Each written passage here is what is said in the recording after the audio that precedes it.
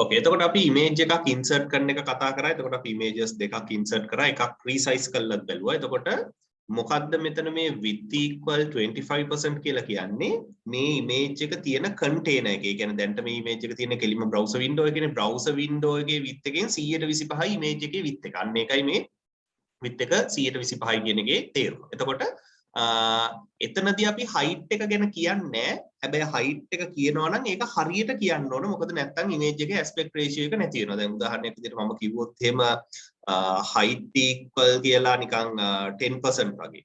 හරිද? මම කිව්වොත් එහෙම ඕකේ තේරුම මොකද්ද? screen එකේ height එකෙන් 10% තමයි image එකේ height එක. එතකොට aspect ratio එක වෙනස් වෙන්න පුළුවන්. දැක්කම image එක තැළුණා. ඉතින් ඒක නිසා width and height specify කරනකොට දෙකෙන් එකක් specify කරාම ඉතුරු එක අනිවාර්යෙන් automatically specify කරගන්නවා. ඒක හරියට maintain කරන්න දෙකම කියනවා නම් හරි percentages වලින් කියන්න ඕන. okay එතකොට ඔන්න width and height ඔය percentages වලින්. එහෙම නැත්නම් අපිට පුළුවන් width and height මොකෙන්ද pixels වලින් කියන්න. දැන් උදාහරණයක් විදිහට මේ image එකේ size එක ගත්තොත් එහෙම මේ image එකේ size එක තියෙන්නේ pixels 805යි 615යි. හරිද? එතකොට මට මේ image එක 150කින් පොඩි කරගන්න ඕන නම් මම මොකද්ද කියන්නේ මෙතන width එක 402ක් කරනවා. මේ මොනවාද තියෙන්නේ percentage එකක් නෙමෙයි number of pixels. එතකොට මම height එක ගැන කියන්න ඕනේ height එකත් එයා භාගයකින් අඩු කරගෙන image එක සම්පූර්ණ image එක 4න් 1 size එකකින් පෙන්නනවා. දැක්කද? එතකොට aspect ratio එකට මොකුත් දුන්නේ නැහැ. එතකොට image එක resize කරන්න පුළුවන් using pixels or using percentage of the container. මෙතන නම් container එක කියන්නේ body එක තමයි container. okay ඔන්න image එක resize කිරීම. හරි. ඊළඟට image එකට දාන තව attribute එකක් තියෙනවා alternative text කියලා. ඒක ALT කියන attribute එකෙන් දාන්නේ. මම ALT කියන attribute එකට ඔන්න ඕක දානවා. හරිද? දැන් දාලා අපි බලමු මොකක්ද වෙන්නේ කියලා. ඇත්තටම output එකේ කිසිම වෙනසක් වෙන්නේ නැහැ. හැබැයි මම මෙතන මේ image එක පොඩ්ඩක් නම වෙනස් කරොත් ඒ කියන්නේ දැන් ඔහොම image එකක් ඔය කියන location එකේ නැහැ. හරිද? ඔහොම image එකක් නැහැ. එතකොට image cannot be found on the specified location.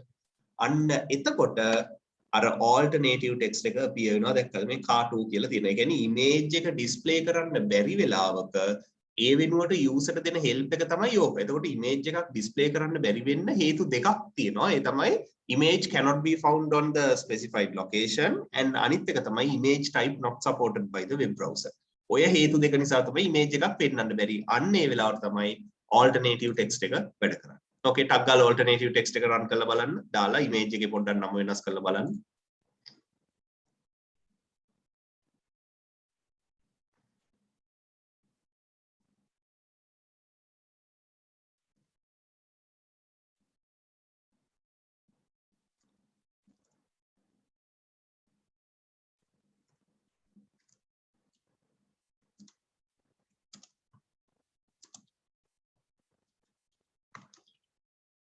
එකක් තමයි image cannot be found.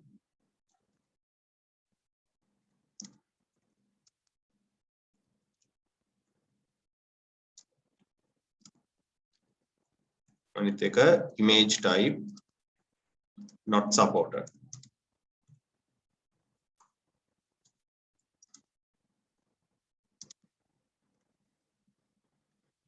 ඔන්න ඔය හේතු දෙක හින්දා තමයි ඒක පෙන්වන්නේ නැති වෙන්නේ.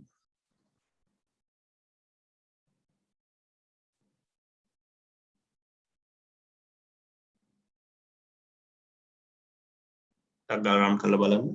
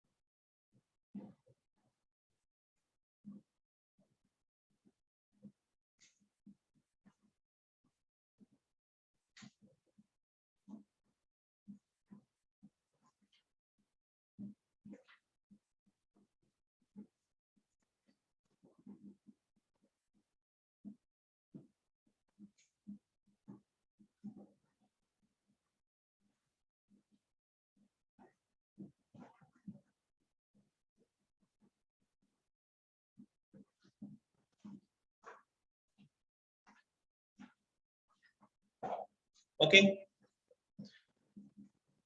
හරි ඊළඟට දැන් ඉමේජ් එක අපි හිතමු මෙතන නැතුව දැන් ඉමේජ් එක මෙහෙම තිබ්බොත්නේ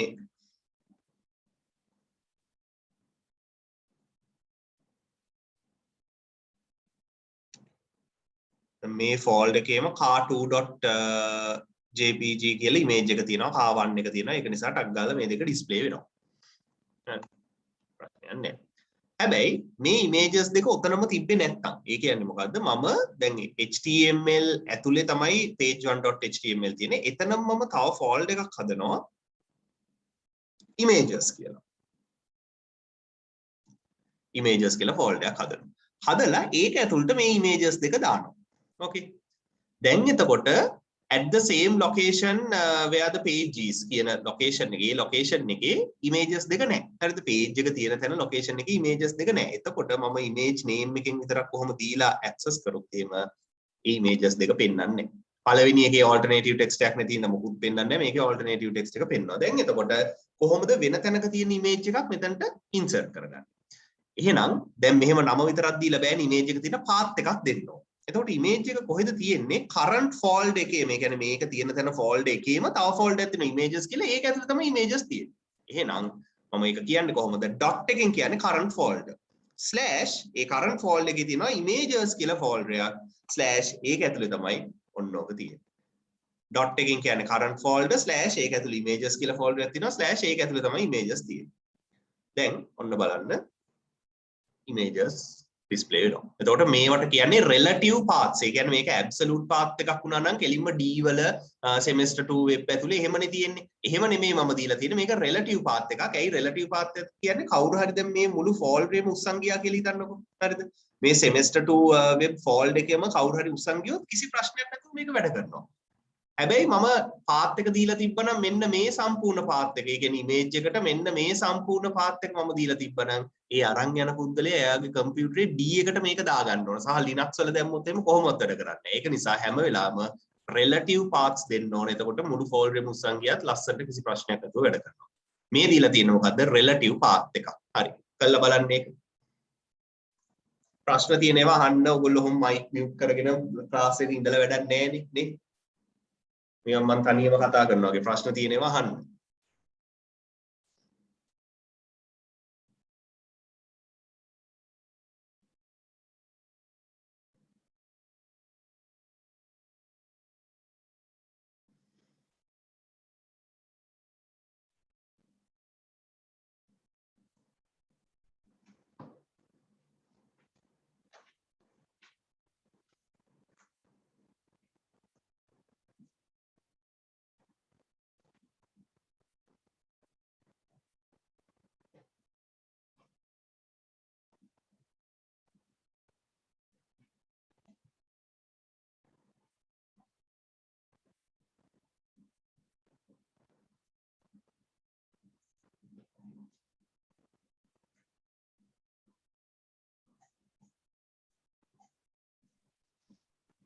සර් කියන්න. මේ කලින් ඉමේජ් එක දාද්දී ඒක ඉමේජ් එක තියෙන පාත් එක දැම්මේ නෑනේ. එතකොට දැන් විතරක් ඇයි දාන්නේ? ඒ පාත් එක ඉස්සෙල්ලා ඉමේජ් එක තිබ්බේ ෆයිල් එක තියෙන තැනමයි. හරිද? එතකොට පාත් එක දාන්න ඕනේ හැබැයි දැන් තියෙන්නේ ෆයිල් එක තියෙන තැන නෙමෙයි ඒක ඇතුලේ images කියලා ෆෝල්ඩර් එකක් ඇතුලේ තමයි දාලා තියෙන්නේ. ඒක නිසා අපි පාත් එක කියන්නේ. හරි සර්. ෆයිල් එකත් එක්කම එකම තැන images තිබ්බොත් පාත් එක කියන්න ඕනේ නැහැ.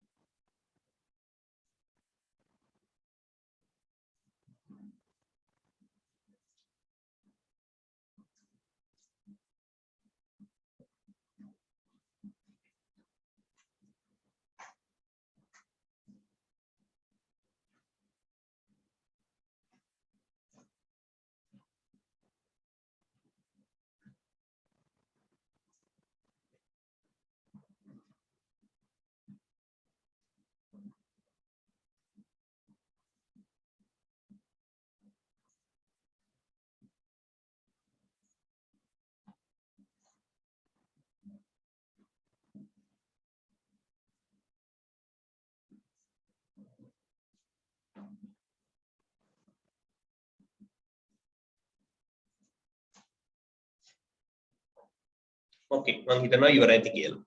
ඊට පස්සේ දැන් ඕකම අපි හිතමු මේ ඉමේජස් දෙක මේ ෆෝල්ඩර් ඒ කියන්නේ ෆයිල් එක තියෙන තැනම ෆෝල්ඩර් එක නෙමෙයි මම ඒකෙන් අයින් කරනවා. හරිද? ඒකෙන් අයින් කළා මේ මෙතන එළියෙන් දානවා. ඒ කියන්නේ HTML ඇතුලේ තමයි HTML තියෙන්නේ. හැබැයි ඒකෙන් එළියේ තියෙන වෙන ෆෝල්ඩර් එක තමයි images තියෙන්නේ. ඔක්කොම තියෙන්නේ semester 2 web ඇතුලේ. ඒ කියන්නේ දැන් මෙතන නෑ images කියලා ෆෝල්ඩර් එකක්. අන්න එහෙම වෙලාවට කොහොමද උඩ ෆෝල්ඩර් එකට යන්නේ? double dot කියන්නේ parent folder. හරිද? එකක් උඩට එන්න parent folder එකට එන්න. එතන images කියන එකේ තමයි දැන් images තියෙන්නේ. double dot එකෙන් තමයි parent folder එකට එන්නේ. දැක්කද? එතකොට images ටික බැරි වෙලාවත් මෙතනත් නැතුව මේ folder එක මම කට් කරලා මෙතනම දැම්මොත් ඒ කියන්නේ මේ semester 2 web එකෙමුත් එළියට දැම්මොත් එහෙම මොකද්ද වෙන්නේ? එතකොට dot 3ක් මේ දාලා හරියන්නේ නැහැ. හරිද? එහෙම දැම්මොත් එහෙම dot 3ක් නෙමෙයි දාන්නේ. double dot slash double dot අන්න එහෙමයි දාන්නේ. ඒ කියන්නේ parent folder එකෙත් parent folder. හරි. ඕකේ. මෙන්න parent folder එක access කරන විදිය. හරි. බලන්න ඒක දාලා. මෙන්න folder structure එක තියෙන විදිය. හරි. HTML ඇතුලේ HTML page එක තියෙනවා. ඒකෙන් එළියේ images folder එක ඇතුලේ images තියෙනවා. කොහොම තමයි සාමාන්‍යයෙන් web page එකක් අපි ලස්සනට organize කරන්නේ.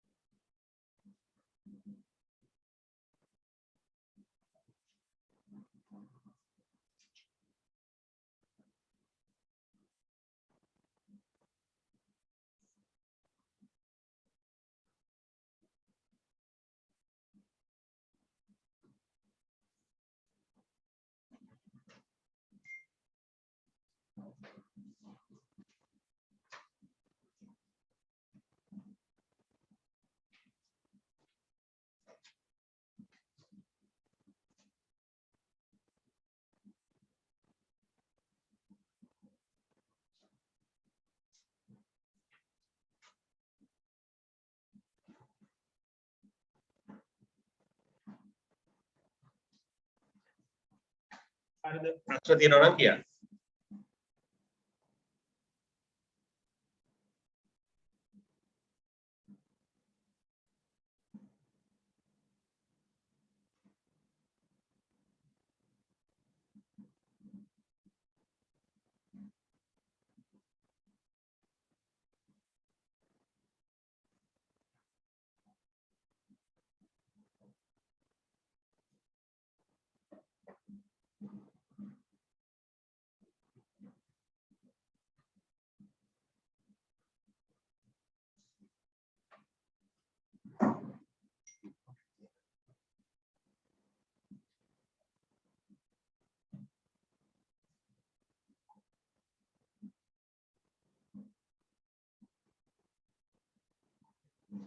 හරිනේ එහෙනම්. ඕකේ. දැන් අපි බලමු තව අලුත් concept එකක්. ඒ තමයි HTML lists. හරි. දැන් lists ಜಾති තුනක් තියෙනවා HTML වල. ඕකේ. ඒ list ಜಾති තුන තමයි ordered list,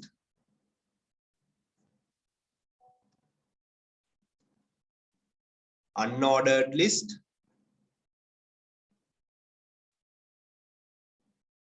and definition list. On the list ಜಾති තුන. Ordered, unordered and definition list. Okay. අපි බලමු මොකද්ද මේ ordered list එකක් කියන්නේ කියලා.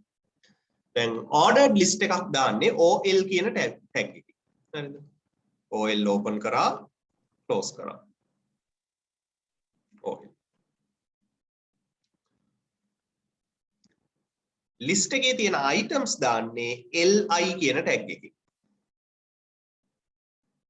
list item මම දානවා මෙන්න මෙහෙම Colombo තව list item එකක් candy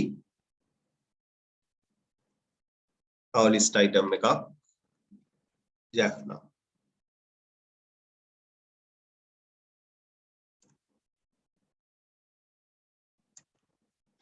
okay දැන් අපි මේක display කරලා බලුවොත් එහෙම කොහොමද list එක තියෙන්නේ කියලා දැක්කද numbers ඇවිල්ලා තිනවා 1 2 3 කියලා මම ඒව දැම්මේ නෑනේ එතකොට ordered list එකක් කියන්නේ මොකද්ද numbered list එකකට හරිම ලේසියෙන් ඔන්න ඔය විදිහට දාන්න පුළුවන් okay දාලා බලන්න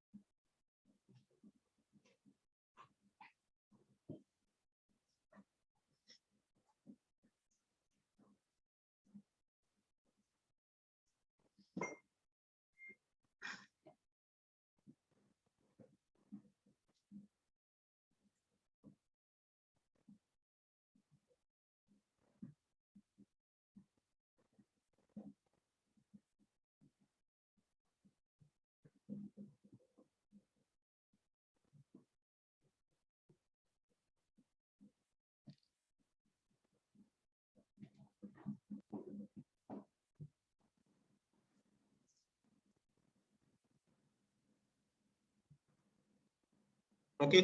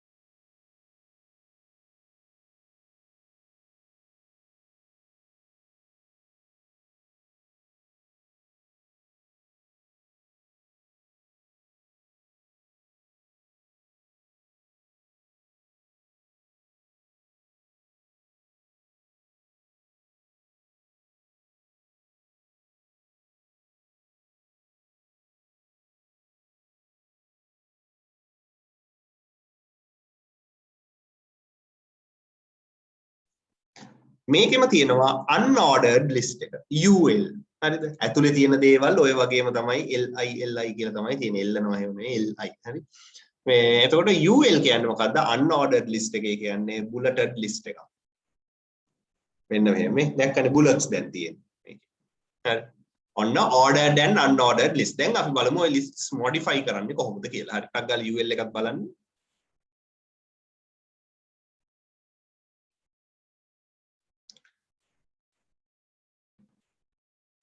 මං මේ ටික ඔක්කොම දැන්ට පොඩ්ඩක් කමෙන්ට් කරලා දාන්නම් HTML කමෙන්ට් එකක් දාන්නේ මෙන්න මෙහෙමයි ඒකත් බලා ගන්න හරි ඔතන ඉඳන් මං කමෙන්ට් කරනවා මට ලිස්ට් එක විතරයි බලන්න ඕනේ මෙතනට එනකන් කමෙන්ට් කරනවා දැක්කනේ ඔන්න HTML කමෙන්ට් එක මේ ඉවර වෙන තැන මේ පටන් ගන්න තැන මේ දෙක අතර ඔක්කොම දැන් වැඩ කරන්නේ නැහැ දැන් ඒතකොට මගේ ලිස්ට් එක විතරයි මට පේන්නේ අර බොරුවට දිගට තියෙන්න ඕනේ තියෙන්න ඔන්න මං මේ ටික ඔක්කොම කමෙන්ට් කරා හරි බලන්න ටක් ගාලා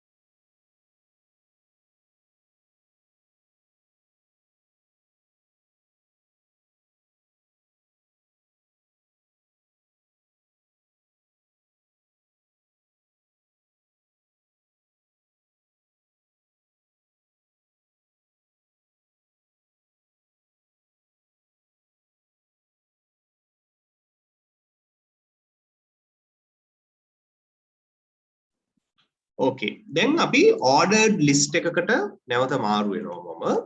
ordered list එකේ තියෙන attributes මොනවාද කියලා බලමු. දැන් normal ordered list එකක් දැම්මොත් ඕක 1 2 3 කියලා නෙන්නේ නේ.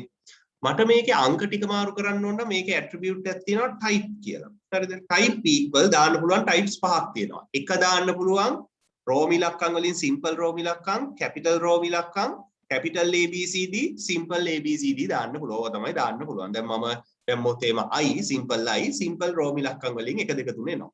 basic දේවල්. හරි. එක දැම්මොත් ඒක තමයි default එක 1 2 3 එනවා. ඒ වගේ values පහක් එතනට දාන්න පුළුවන්. හරි. දාලා බලන්න. ඊළඟට මේකේ තව attribute එකක් තියෙනවා. මොකද්ද? start කියන attribute එක. start equal මම දුන්නොත් 11 11 ඉඳන් තමයි පටන් ගන්න. 11 12 13 කියලා තමයි යන්නේ. එකෙන් පටන් ගන්න. start attribute එකෙන් කරන්නේ ඒක මේ දැක්කනේ. starting position එක. ඊළඟට මේකේ තව attribute එකක් තියෙනවා reversed කියලා. ඒක reverse කියලා ඔහොම විතරයි දාන්නේ වෙන දාන්න ක්‍රමයක් නැහැ equal කියලා මොකුත් දාන්න දෙයක් නැහැ නිකම්ම reverse කියන attribute එක දැම්මම හිතා ගන්න පුළුවන් 10 ඒ කියන්නේ 11 10 9 අන්න එහෙම අනිත් පැත්තට reverse වෙනවා දැක්කනේ ඔන්න ඒකට දාන්න පුළුවන් attributes තුන ටක් ගාලා බලන්න මේ ordered list එකට දාන්න පුළුවන් attributes තුන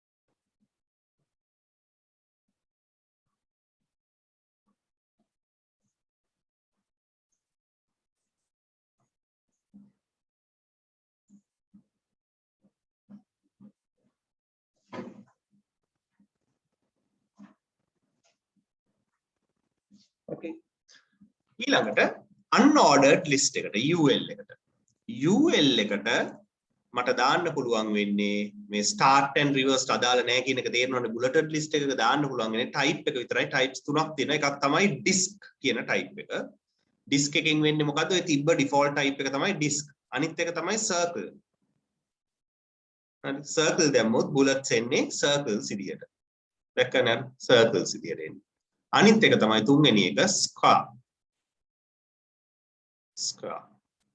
ස්ක්‍රා එකක් දැම්මොත් එහෙම බුලටඩ් ඒ කියන්නේ ස්ක්‍රාස් තමයි එන්නේ බුලට් විදියට. ඔන්න ඒකට දාන්න පුළුවන් attributes තුන. ඔන්න unordered list එක. ඒකට ටක් ගාලා එකක් දෙකක් ටෙස්ට් කරලා බලන්න.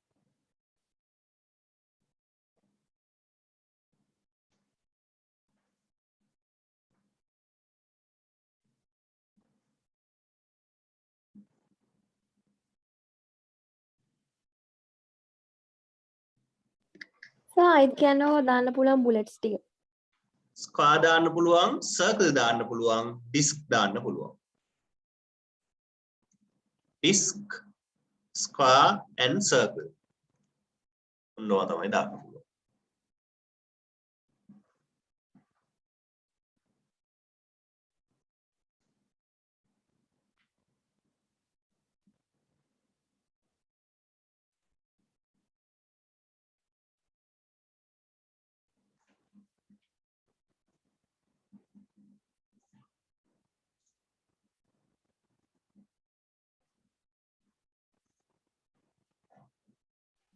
ඩිස්ක් කියන එක දාන්න ඕනේ නෑ නේද? ඒක ඩිෆෝල්ට් එනවනේ. ඔව් ඒක තමයි ඩිෆෝල්ට් එක. මොකුත් නොදැම්මොත් disk එක තමයි එන්නේ.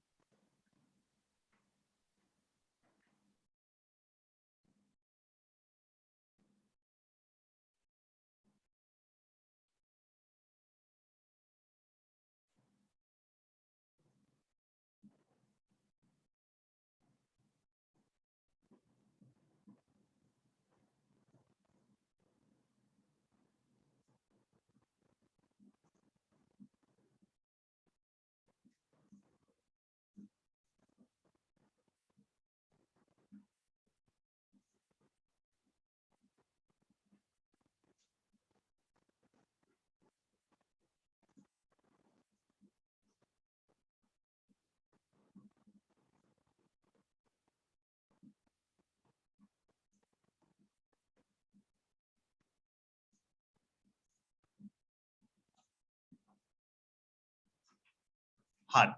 දැන් අපි බලමු nested list. ඒ කියන්නේ list එකක් ඇතුලේ list එකක් දැම්මොත් මොකක් වෙයිද කියලා. උදාහරණයක් විදිහට මම ordered list එකක් දානවා. මෙන්න මෙහෙම. Colombo, Candy, Jaffna කියලා. හැබැයි දැන් මේක ගත්තොත් එහෙම මෙහෙමනේ තියෙන්නේ. හැබැයි මම මේ ordered list එක දාන්නේ තව ordered list එකක් ඇතුලේ. ඒ කියන්නේ මම තව OL එකක් දානවා. ඔහොම OL open කරා. close කරා. හරි. එතකොට මේ OL එකේ list item එකක් විදිහට මම දානවා ශ්‍රී ලංකා කියලා. හරිද?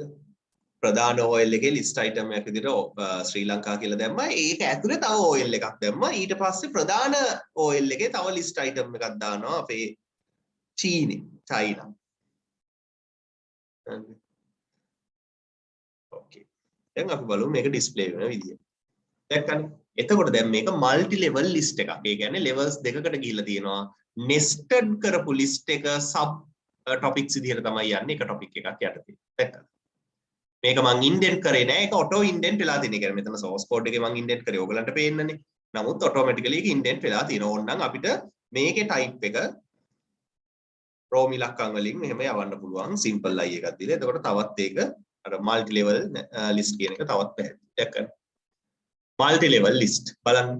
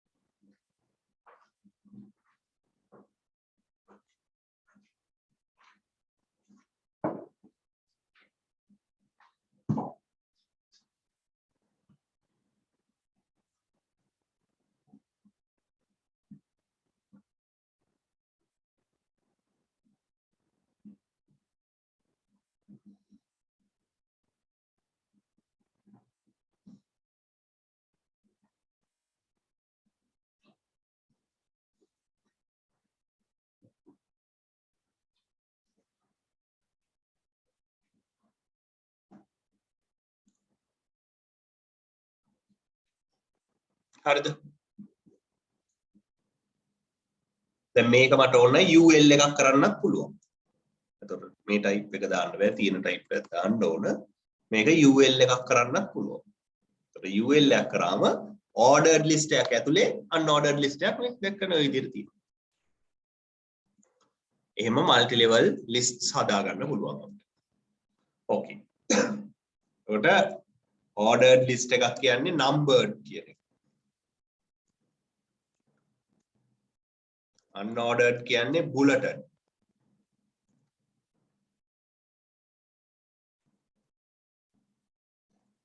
and definition list කියන්නේ මොකක්ද? nested කියන එක. ඒ කියන්නේ මොකක්ද? දැන් ordered unordered වලිමුත් අපිට nested lists හදා ගන්න පුළුවන්. හරිද? හැබැයි definition list එක කියන එක කොහොමත් nested list එකක්. උදාහරණයක් විදියට definition list එක හදන්නේ DL කියන tag එකෙන් definition list. DL open කරා, DL close කරා. ඒක ඇතුලේ තියෙන list items කියලා නෙමෙයි තියෙන්නේ. එක જાතියක් තියෙනවා definition title කියලා DT. මම DT එක දානවා ශ්‍රී ලංකා කියලා. Okay, DT දානවා ශ්‍රී ලංකා කියලා. ඊට පස්සේ DD definition data හැටියට දානවා මොනවාද? මෙන්න මේවා. ඇත්තටම definition data තමයි අර list items වගේ දාන්නේ. හරිද? DD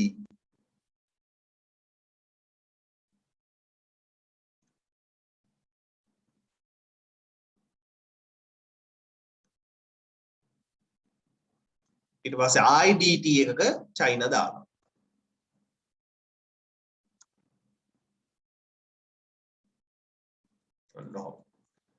දැන් බලමු DT සහ DD තියෙන විදිහ. DT outdent වෙලා DD indent වෙලා තියෙනවා. හරිද? numbers උත් නෑ bullets උත් නෑ. අන්න ඒක තමයි definition list එකේ තියෙන විශේෂත්වය. levels ටික විතරයි තියෙන්නේ.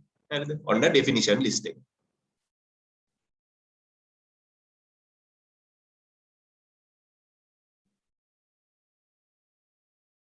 බලන්න දාලා. එතකොට ඔතනින් HTML lists ඉවරයි.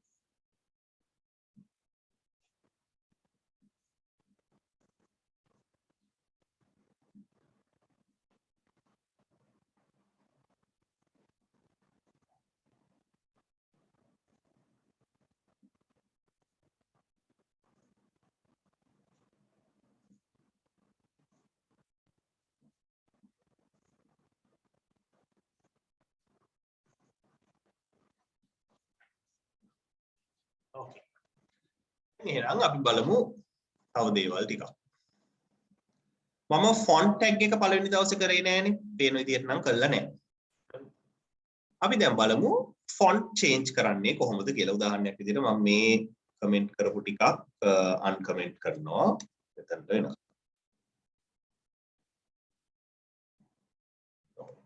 හරි දැන් මේ ටිකක් පේනවා. හරිද? දැන් H1 එකක් තියෙනවා H2 එකක් තියෙනවා paragraph එකක් තියෙනවා. ඒ ටික තමයි තියෙන්නේ. මට ඔය ටික ඔක්කොම font colors වෙනස් කරන්න, size වෙනස් කරන්න සහ font types වෙනස් කරන්න අවශ්‍යයි. ඒකට තියෙනවා tag එකක් font tag. හරිද?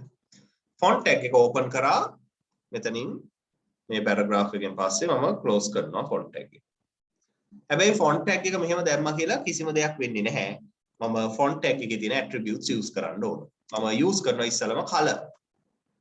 color equal මම දානවා red කියලා. එතකොට font color එක රතු පාටින් තියෙනවා. ඒ ටිකේ දැක්කද? ඒ ටිකේ font color එක රතු පාටින් තියෙනවා. ඔන්න font color වෙනස් කරන්න හැටි. ඊළඟට font size එක. size equal කියලා මම 20 දානවා. දැන් relatively හැම එකම වැඩි වෙනවා font size එක දැක්කද? ඊළඟට font face the family the face font face එකෙන් තමයි font එක වෙනස් කරන්නේ. හරිද? එතකොට මම ටග් ගාලා මේ word වලින් පොඩි font එකක් තියෙන font එකක් ගන්නවා. හොඳ එකක් මොකක් හරි මෙන්න මේක දානවා. well ලකුණු ටික. ඔන්න එතකොට ඒ type එකට font එක වෙනස් වෙනවා. දැක්කද? ඔන්න font tag එක. ඒ font tag එක ඇතුලේ තියෙන ඔක්කොම ටික ඒ විදිහට modify වෙනවා. okay බලන්න font tag එක දාලා. font tag එකකින් surround කරාම ඒ ඔක්කොම මේ විදිහට වෙනස් වෙනවා.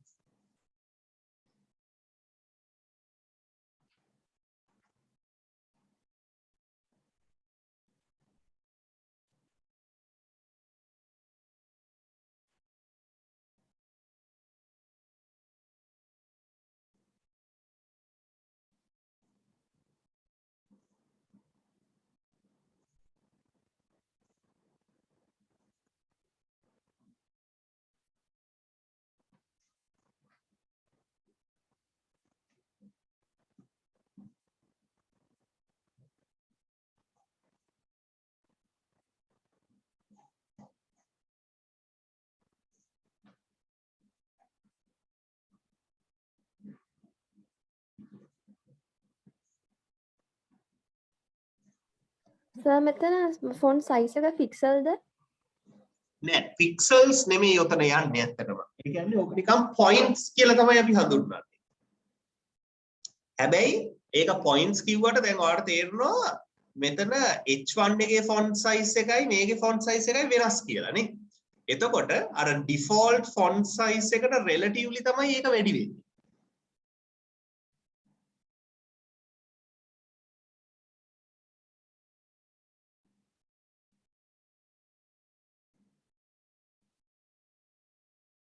එතකොට font size කියන ඒවා අපිට අවශ්‍ය විදිහට වෙනස් කරනවා නම් එක්ක pixels වලින් හරි pixels වලින් තමයි කොහොමද වෙනස් කරන්න වෙන්නේ වෙනස් කරන්න විදිහක් නැහැ.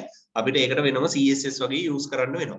හරිද? මෙතන තියෙන relatively font size එක වෙනස් කිරීමක් කියන්නේ. එතකොට අර different sizes තිබ්බොත් එහෙම ඒක අපිට හරියටම කියන්න බෑ. මේකේ size එකයි මේකේ size එකයි මේකේ size එක කොහොමද හැදුනේ කියන එක.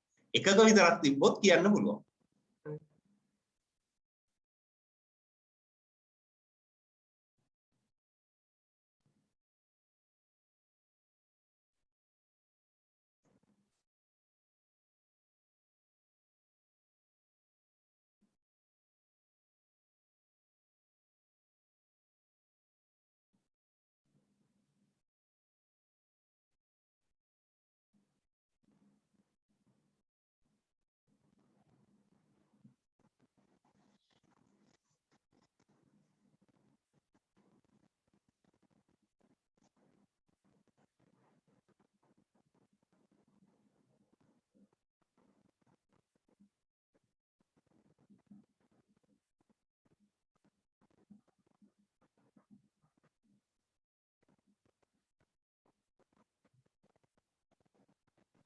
සර් පොඩ්ඩක් ගිය සතියේ non characters entity එකක් කියලා දුන්නේ and NBSP පොඩ්ඩක් ඒක මොකක්ද කියන්නේ?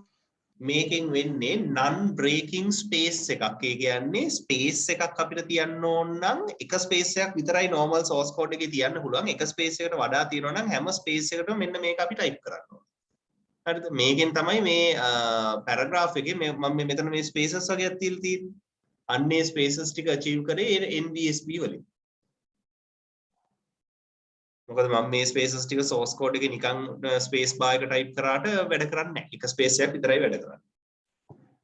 ඒ වගේ non printing characters print කරන්න ඔය වගේ තියෙනවා HTML entities. ඔයගොල්ලෝ W3 school එකේ ටක් ගාලා search කරලා බලන්න. දැන් උදාහරණයක් විදිහට ඔයගලන්ට මේ greater than sign එක මේක නැත්නම් lesser than sign එක මේක print කරන්න ඕන නම් ampersand GT කියලා තියෙන්නේ. greater than LT කියලා තියෙන lesser than. එතකොට තමයි ඒවා type වෙන්නේ. නැත්නම් මේක type කරපුවම tag එකක් කියලා හිතනවනේ. ඒක හිතන්න.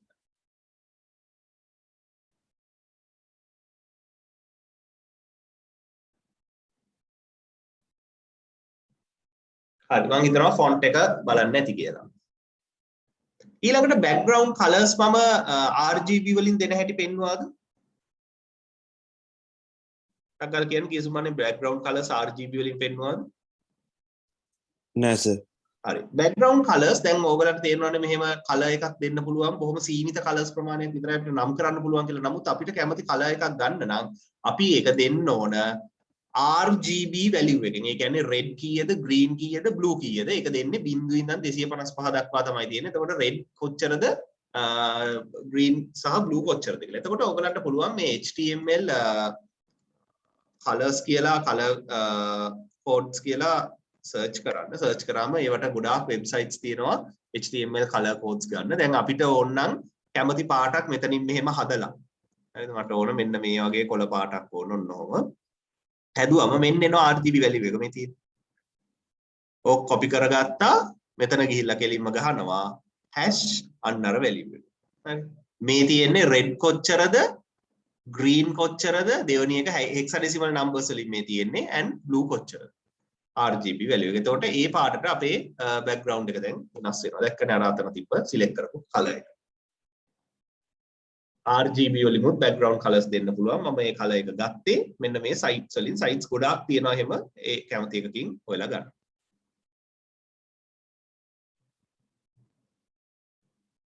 බලන්න එකටක් ගන්න.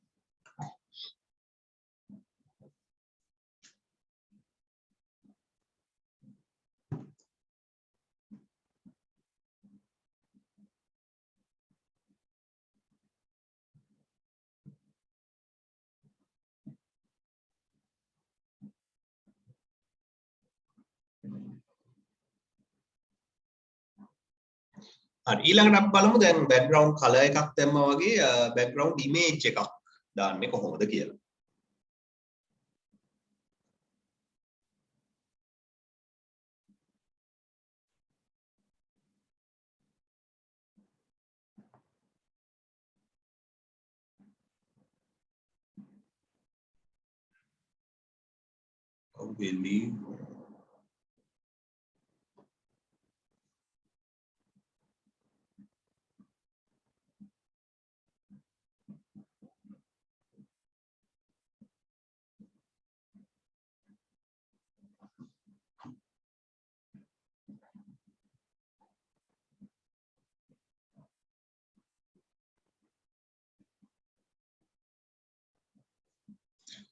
එතකොට මෙතන background color and background image දෙකක් දාන්න බෑ කොහොමද image එක ඊට උඩින් එනවා කමක් නැහැ අපි color එක තියෙද්දි දාමු background කියලා attribute එකක් තියෙනවා. ඒකට දෙන්න ඕන image එකක්. එතකොට image එක අර තියෙන තැනම තියනවා නම් එහෙම දෙන්න පුළුවන්. නැත්නම් path එක දෙන්න පුළුවන්. හරිද? මම ටිකක් ලොකු image එකක් ගන්නම්.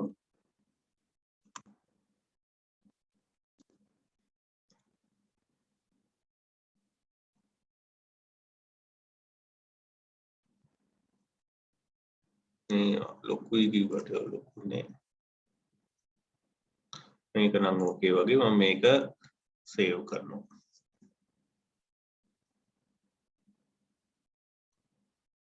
එතනම මම සේව් කරගන්නවා back.jpg කියලා. හරි මම මෙතන දෙනවා background image equal background equal back.jpg.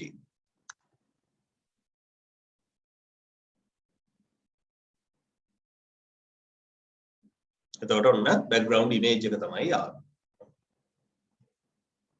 ඒකට මේ background image එක හරියට manage කරගන්න එහෙම අපිට CSS හරහා තමයි background දාන්න වෙන්නේ. නමුත් HTML වලින් default background දාන්නේ ඔය විදිහට. ඒකත් ටක් ගාලා බලන්න background image එක.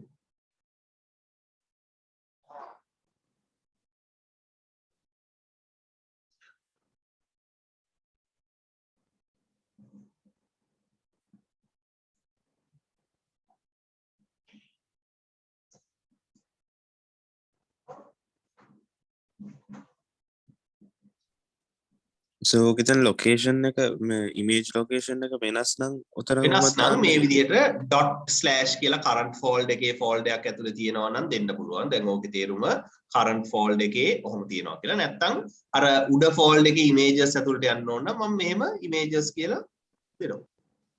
හරි. දීලා ඒකේ back.jpg. එතකොට එතන තියෙන්න ඕන image එක. මේක මම මෙතනින් අරන් back.jpg එක මෙතනට දානවා. images ඇතුලට ඔබනවා. දැන් ඒ ප්‍රශ්නයක් නෑ. දැන් එතන තමයි තියෙන්නේ ඔක්කොම images ටික. okay. බැරි වෙලාවත් background image එක load කරගන්න බැරි වුණොත් එහෙනම් background color එක වෙන්නවා. තියෙනවා නම් color.